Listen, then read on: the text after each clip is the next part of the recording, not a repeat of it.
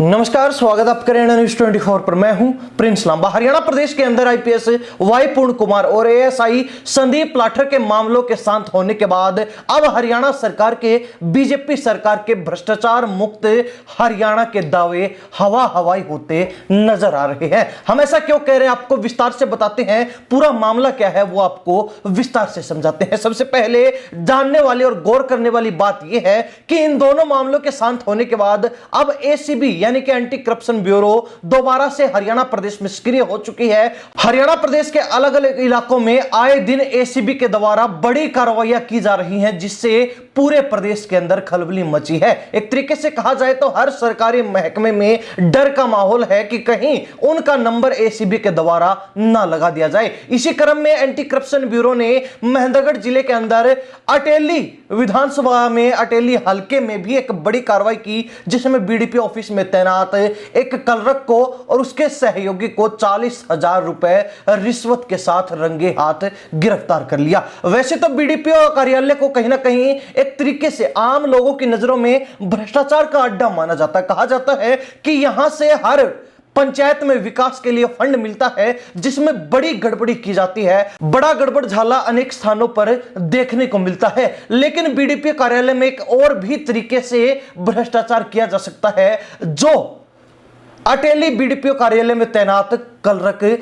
करने का काम कर रहा था। लेकिन उसको यह पता नहीं था कि आजकल आम लोग भी समझदार हो चुके हैं। आम लोग भी एक सरकारी अधिकारी को किसी भी तरीके से उलझा सकते हैं। इससे बेखबर कलरक लगातार रिश्वत की डिमांड कर रहा था, जिसके चक्कर में वो एसीबी के हत्थे चढ़ गया। आपको बता दें कि महेंद्रगढ़ जिले के अटेली बीडीपी कार्यालय में एंटी करप्शन ब्यूरो ने रेड मारी। इस कार्रवाई में कार्यालय में तैनात कलरक पवन कुमार और उसके सहयोगी ईश्वर सिंह को 40,000 रुपए की रिश्वत लेते रंगे हाथ पकड़ा गया। छापेमारी ड्यूटी मजिस्ट्रेट कुलवीर के नेतृत्व में की गई और एसीबी अधिकारी वेद प्रकाश की अगुवाई में की गई। हालांकि अधिकारियों ने मीडिया से इस मामले को छुपाने का प्रयास किया, लेकिन जब इतनी बड़ी कार्रवाई हो और वो भी भ्रष्टाचार के खिलाफ है, और जिससे यह भी पता चले कि हरियाणा प्रदेश में भ्रष्टाचार किस हद तक खत्म करने में बीजेपी कामयाब हुई है या फिर नहीं, तो वो खबर कैसे मीडिया से छिप सकती थी। मीडिया को इसके बारे में पता चला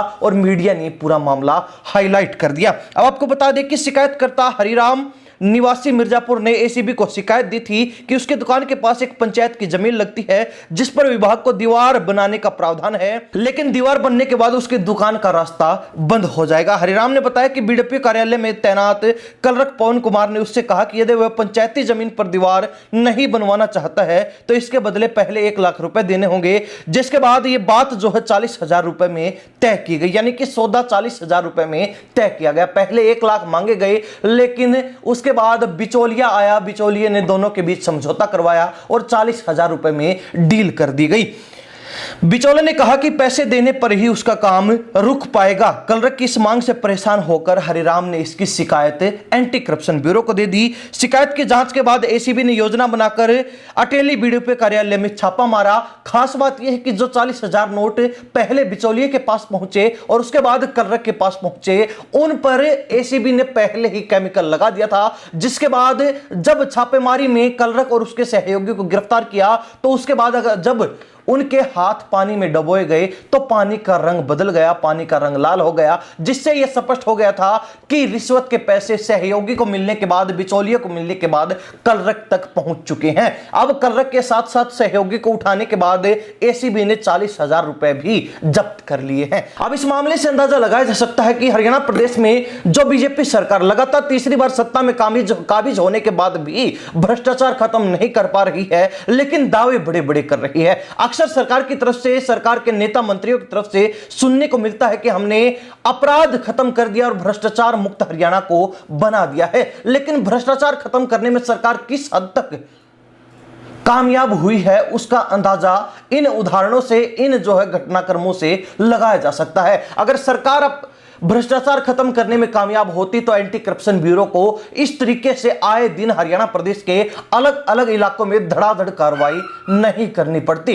अब कमाल की बात यह है कि एंटी करप्शन ब्यूरो न केवल अहिरवाल क्षेत्र में कार्रवाई कर रहा है, बल्कि एंटी करप्शन ब्यूरो ने पूरे हरियाणा प्रदेश में अलग अलग इलाकों में अलग अलग विभागों के अंदर कार्रवाई करते हुए यह स्पष्ट संदेश दे दिया है कि कोई भी अगर भ्रष्टाचार करेगा तो उसको छोड़ा नहीं जाएगा, जिसके चलते हर महकमे में खलबली मची है। हरियाणा प्रदेश की जनता एसीबी की इस कार्रवाई को लेकर और सरकार के भ्रष्टाचार मुक्त हरियाणा प्रदेश के दावों को लेकर क्या राय है, कमेंट के माध्यम से जरूर लिख दीजिए। इन्हीं सब बातों के साथ प्रिंस लांबा, हरियाणा न्यूज़ 24। नमस्कार, जय हिंद।